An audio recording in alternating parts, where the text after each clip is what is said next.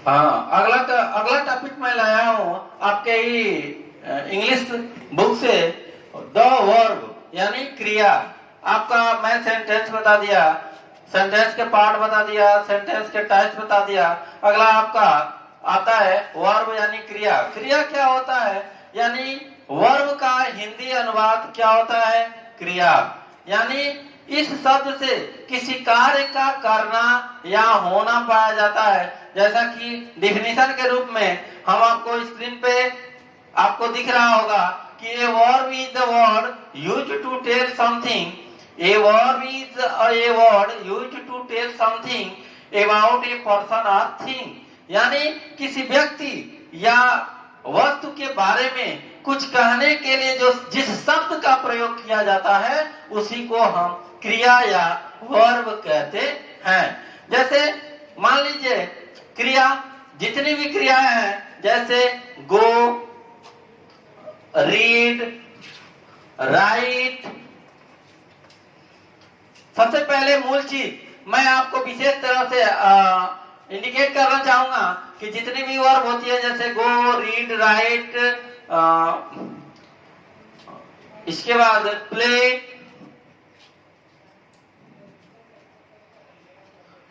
ये जितनी भी वर्ब हैं ये आपका प्लूरल होती है। क्या होती है?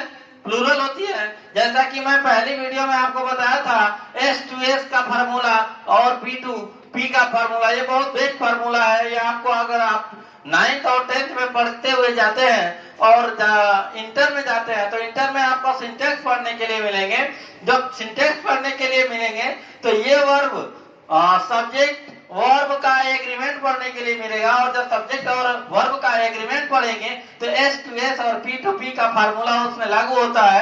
क्योंकि जब हमारा सब्जेक्ट सिंगुलर होता है तो हमारा वर्ब भी सिंगुलर होता है, और सब्जेक्ट प्लूरल होता है तो वर्ब भी प्लूरल होता है। थोड़ा सा एक इधर एग्जांपल कॉर्नर में दे रहा हूं, इसको अच्छे से समझिएगा। जैसे हम कह दें कि राम इज रीडिंग, राम पढ़ रहा है, राम इज रीडिंग। हमारा जो सब्जेक्ट है राम, ये सिंगुलर है और यहाँ हमारा वर्ब भी सिंगुलर है। अब दूसरा example, you are playing, you are playing. यहाँ हमारा जो यू है ये हमारा प्लूरल के तहत आ रहा है, और यहाँ जो आर है ये भी हमारा क्रिया है, यहाँ ये भी प्लूरल के रूप में आ रही है। तो हम ये कह सकते हैं कि सिंगुलर सब्जेक्ट के साथ सिंगुलर वर्ब और प्लूरल सब्जेक्ट के साथ प्लूरल वर्ब। अंततः हम आपको ये बताना चाहते हैं कि जितनी भी क्रियाएं होती हैं वो मूल रूप से प्लूरल होती है। उनको सिंगुलर बनाने के लिए या तो यस लगाते हैं नहीं तो ईएस लगाते हैं। यस या ईएस लगा के दो चीजें होती है, एक तरफ मैं लिख रहा हूं सब्जेक्ट और दूसरी तरफ लिख रहा हूं वर्ब। अब देखिए वर्ब को प्लूरल से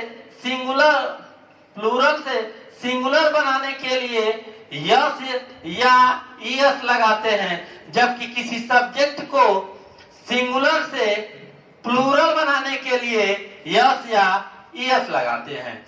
जैसे मैं मान लीजिए गो हमारा प्लूरल है, इसको जब सिंगुलर बनाएंगे तो गोद लिखेंगे यानी ईएस जोड़ देंगे। जबकि अगर बॉय लिख दिए या स्टूडेंट लिख दिए तो इसको ये हमारा स्टूडेंट और बॉय क्या है? सिंगुलर है, जबकि इसको प्लूरल बनाने के लिए यस लिखेंगे और यहाँ भी यस लिखेंगे। बस थोड़ा सा अंतर है, इस चीज को समझिए। आगे आपको बता रहे हैं कि वर्ब के प्रकार के बारे में बताएंगे। वर्ब का प्रकार कितने प्रकार का होता है आपको स्क्रीन पे अभी हम दिखाएंगे कि वर्ब क्या होता है। मुख्य रूप से अगर देखा जाए तो वर्ब दो प्रकार का होता है। वैसे तो वर्ब बहुत प्रकार के होते हैं, जैसे हेल्पिंग वर्ब होता है, मॉडल ऑक्सिलरी वर्ब होता है, ऑक्सिलरी वर्ब होता है, ट्रांसिटिव वर्ब होता है, इंट्रांसिटिव वर्ब होता है, लिंकिंग वर्ब होता है, बहुत सारे वर्ब होते हैं। लेकिन यहाँ हम मुख्य रूप से दो प्रकार के वर्ब की चर्चा कर रहे हैं। पहला है ट्रांसिटिव वर्ब और दूसरा है इंट्रांसिटिव वर्ब। ट्रांसिटिव वर्ब और दूसरा है इंट्रांसिटिव वर्ब, यानी ट्रांसिटिव वर्ब की हिंदी होती है सकर्मक क्रिया। सकर्मक क्रिया, आप ध्यान से स्क्रीन पे देखें, ट्रांसिटिव वर्ब की हिंदी होती है सकर्मक क्रिया और इंट्रांसिटिव वर्ब की हिंदी होती है अकर्मक क्रिया। आपको मैं बता दूं कि अकर्मक क्रिया यानी हिंदी वर्जन से ही हमको पता चल जा रहा है कि सकर्मक, स का जब हिंदी में पढ़ेंगे तो स का मतलब होता है कि साथ, यानी जिस वाक्य के साथ कर्म जुड़ा होता है उसको हम सकर्मक क्रिया कहते हैं। और अकर्मक, जैसा कि आप जानते हैं कि जो अ शब्द होता, जो अ अक्षर होता है वह निगेटिव सेंस देता है, यानी अकर्मक यानी जिसमें कर्म ही ना हो उसे अकर्मक क्रिया कहते हैं। तो यानी ट्रांसिटिव वर्ब यानी वह वाक्य जिसमें ऑब्जेक्ट होता है उसको सकर्मक कहते हैं। जैसे हम कह दें कि ही gave me a pen, he gave me a pen, ये हमारा ट्रांसिटिव वर्ब का एग्जांपल है। जबकि इंट्रांसिटिव वर्ब का, जैसे हम कह दें he reads, he plays, मैं आपको बता दूं he reads वह पढ़ता है, अगर यहीं पे इंग्लिश लिख दें, केवल इंग्लिश लिख दें तो वह इंग्लिश पढ़ता है, तो ये हमारा इंग्लिश हमारा ऑब्जेक्ट हो गया। और जब ऑब्जेक्ट हो जाएगा तो ये हमारा इंट्रांसिटिव के तहत नहीं आएगा, ये ट्रांसिटिव वर्ब के अंतर्गत आएगा। और इंट्रांसिटिव वर्ब के अंतर्गत आएगा ही रीड, ही प्ले, या इतना ही आएगा जैसे वह खेलता है और वह पढ़ता है।